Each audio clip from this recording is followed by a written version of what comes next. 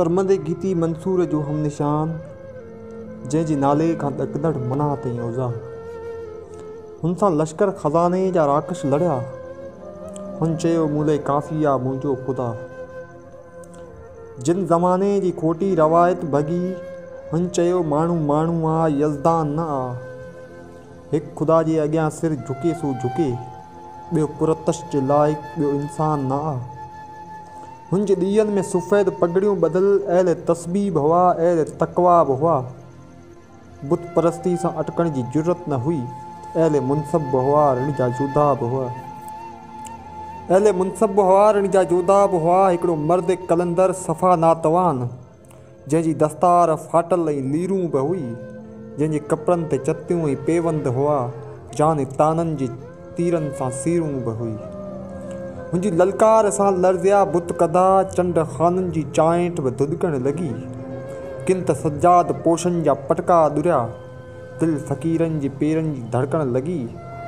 ए मसंद नशीनो घणो ई थियो, हाणे दरगाहूं तकिया बि ख़ाली करियो। थो मलाइक जो मसजूद इंसान अचे, उनजे भेजे में गांजा न आफ़ियूं भरियो। उनजे भेजे में गांजूं न आफ़िया भरियो। हिकिड़ो यसरब जी मिट्टी खे चुमंदड़ मलंग, तख़्त तख़्ता उखेड़े वियो तागूत जा। कुंभ इज़नी चयाईं ज़मानो थियो, जलवा हाणे किथे साॻिया जिबरूत जा। पोइ कारियुनि रिढनि जो कटक छा वरियो, पंहिंजनि वाड़नि वथाणनि ते डोड़ा लॻा। सिंध जे सूरहनि साण जेलूं भरियूं, पंहिंजनि पुठियुनि ते फटका ऐं कोड़ा लॻा। लाड़ तुंहिंजी लुटियल सी त लुटबी रही, हो जलियो काल ठठो अॼु कलाची बि वई। अॼु तमाची जे तड़तां मुहाणा तड़िया, अॼु आमी ऐं फापीअ जी मैयत उथी।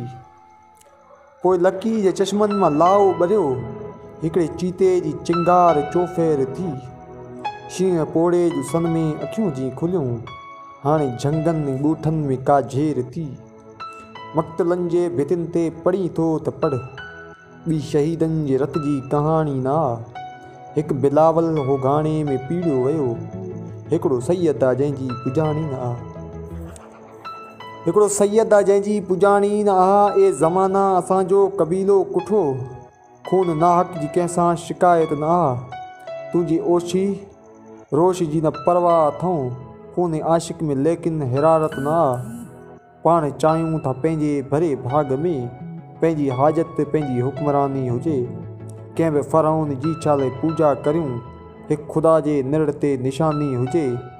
लाड़ जे लाल जी ॻाल्हि कहिड़ी कजे, सिंध तुंहिंजो नसीबो सुणाओ न थियो।